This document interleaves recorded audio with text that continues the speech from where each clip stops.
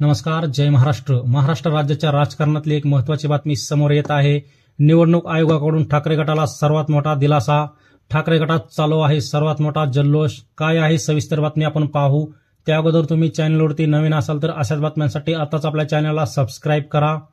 महाराष्ट्र राज्याच्या राजकारणात 2 वर्षापूर्वी एक भूकंप पाहायला मिळाला होता आणि तो भूकंप म्हणजे मुख्यमंत्री एकनाथ शिंदे यांच्या नेतृत्वात शिवसेनेत पडलेली सर्वात मोठी फूट. आणि या फुटीमुळे शिवसेना 2 भागांमध्ये विभागली गेली होती आणि यानंतर सर्वच गोष्टी एकनाथ शिंदे यांच्या बाजूने गेल्या. जसे की शिवसेना नाव आणि चिन्ह एकनाथ शिंदे यांना मिळाले आणि शिवसेनेच्या लोकप्रतिनिधींचाही सर्वाधिक पाठबळ एकनाथ शिंदे यांनाच मिळाले.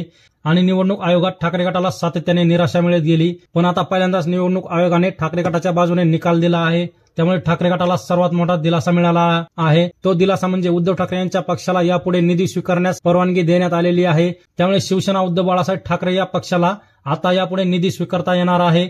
खुद्द केंद्रीय निवडणूक आयोगाने उद्धव ठाकरेंच्या पक्षाला मंजुरी दिल्यामुळे ठाकरे गटात आनंदाचं वातावरण आहे.